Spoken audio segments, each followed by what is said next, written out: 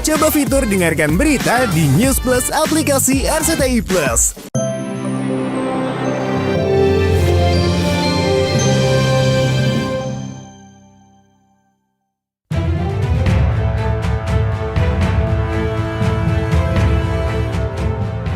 Pemirsa, seperti sudah diduga setelah ditolak JPU, eksepsi Amar Zoni juga ditolak oleh Majelis Hakim Pengadilan Negeri Jakarta Pusat.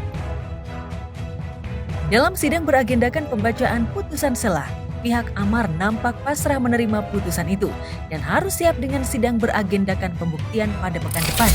Bahwa belum pernah ada putusan pengadilan atas perbuatan terdakwa dalam perkara dan kemudian eksepsi sidang sudah sepatutnya tidak diterima.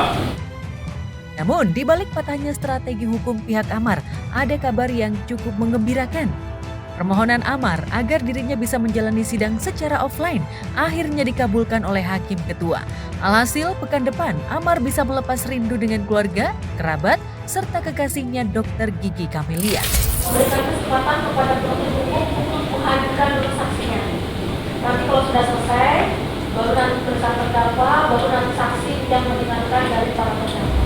Ya, eksepsi ini memang ya lebih banyak nanti ke pembuktian. Jadi itu kita hormati lah keputusan hakim itu. Ya alhamdulillah akhirnya hakim itu kan emang yang Om John dan kita mau kan, biar juga Bang Amar ngasih keterangannya lebih leluasa lah. Jadi minggu depan dia sudah bisa dihadirkan, jadi bisa ya ketemu juga sama keluarganya, sama aku, sama adik-adiknya gitu.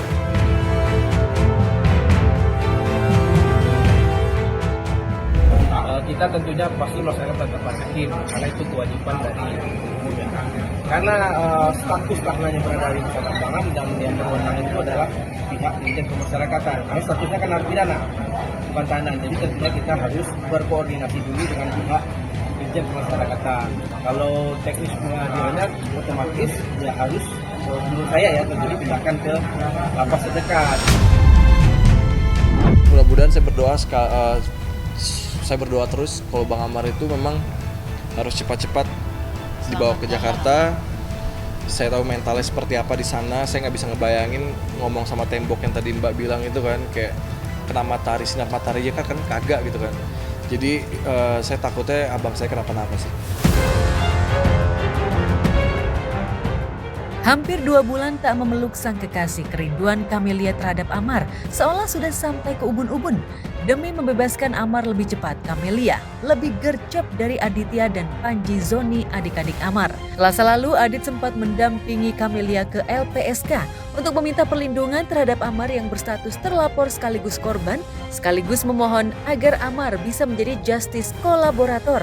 Karena justice kolaborator adalah terdakwa atau napi yang bekerja sama dengan aparat penegak hukum untuk membantu penyelidikan dan penuntutan suatu kasus pidana, maka Amar sangat potensial mengungkap kasus peredaran narkoba di Rutan Salemba. Kemarin sudah melakukan permohonan agar Amar Zoni bisa dijadikan justice kolaborator untuk membuka hal-hal yang memungkinkan yang selama ini tidak dibuka karena perpindahan dia dari Jakarta, lapas Jakarta ke Nusa Kambangan. Nah, JPU kan juga akan menghadirkan para saksi. Mungkin siapa saja saksi yang akan dihadirkan oleh JPU? Pihak Rutan juga orang ya yang merasa terus polisi ada 2 orang.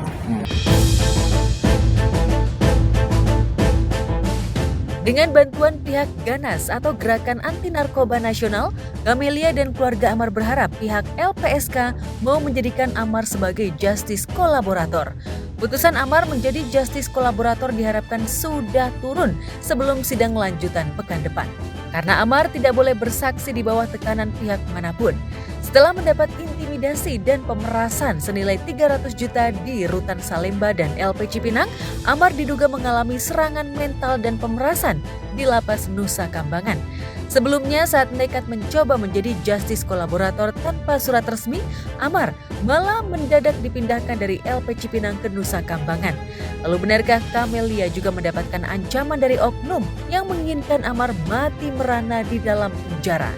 Kemarin Bu Dokter sudah memberikan ke saya ada 4 lembar kronologis yang sudah diserahkan ke LPSK.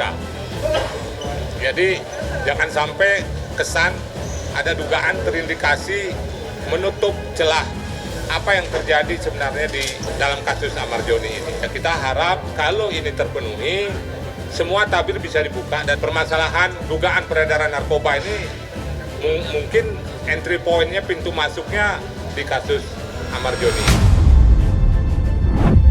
Kena matahari, sinar matahari aja kan kagak gitu kan.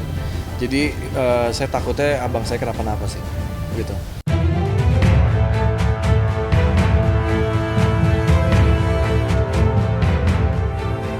Ya, sejak Agustus 2025, Camelia menjadi pembakar semangat hidup Amar. Tanpa Camelia, Amar pernah ingin mengakhiri hidupnya karena nyaris tak sanggup menghadapi ujian bertubi-tubi. Namun, life must go on. Sepahit apapun, Amar harus tegar menghadapi ujian kenaikan kelas dalam hidupnya. Bersama Camelia, Amar memintal harapan baru. Satu Indonesia pun tahu, Camelia dan Amar berencana menikah pada Januari 2026 mendatang. Mereka pun siap mengundang Iris Bella, mantan istri Amar yang kini sudah bahagia bersama Haldi Sabri, suami barunya. Insya Allah, insya Allah. Dia sedang ambil mobil? Udah. Sehat, alhamdulillah. Banyak, alhamdulillah. Insya Allah. Oh nikah lah nanti. Kayak Nanti insya Allah. cintaku mau dibawa kemana gitu dok. Kan udah dibilang selesai dulu di persidangan, selesai Januari. dulu persidangan ini selesai. Udah kedenger Januari kak? Kayak Nanti insya Allah.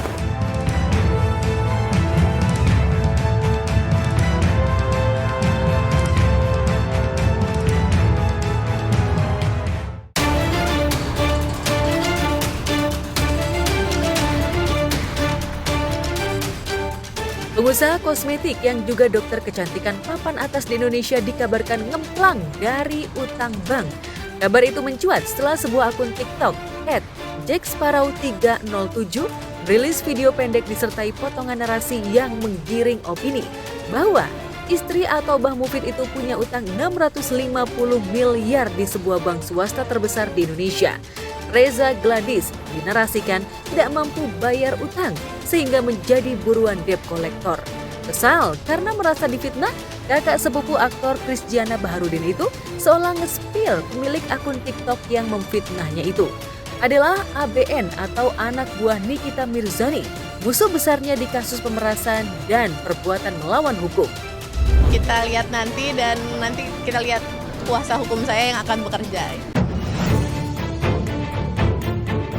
Belum cukup pengusaha skincare yang pernah meraup 9 miliar sekali jualan live ini menuliskan kalimat yang lebih tegas. Nauzubillah, isi komen di TikTok semuanya BCA-BCA-an. Nggak tanggung-tanggung kalau bikin hoax. Cuma tulisan nggak ada bukti, gampang banget percaya.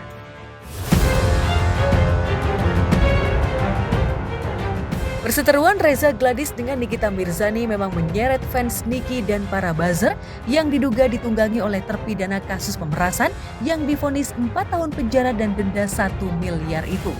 Anehnya di laman media sosial, Fitri Salhuterullah yang dituding menyewa buzzer untuk meninggikan Reza Gladys dan menjatuhkan reputasi Niki. Bagaikan penzolim teriak dizolimi, warga plus 62 tak tahu siapa yang melakukan playing victim dalam pusaran kasus mafia skincare di Indonesia.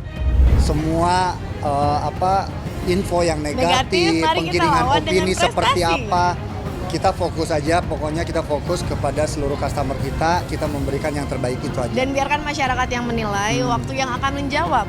Udah itu aja.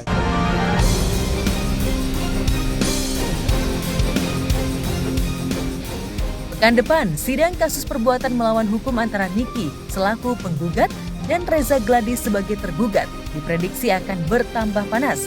Niki dijadwalkan hadir dalam agenda pembuktian karena mediasi sudah deadlock. Ya dibuktikan saja dan aku berani gitu. Terakhir sebelum dia berangkat ke China, dia memang akan melaporkan mengenai pasal 55-nya, keterlibatan orang lain di dalam kasus ini gitu. Tapi kalau terhadap diri terpidana NM dia udah nggak mau cerita.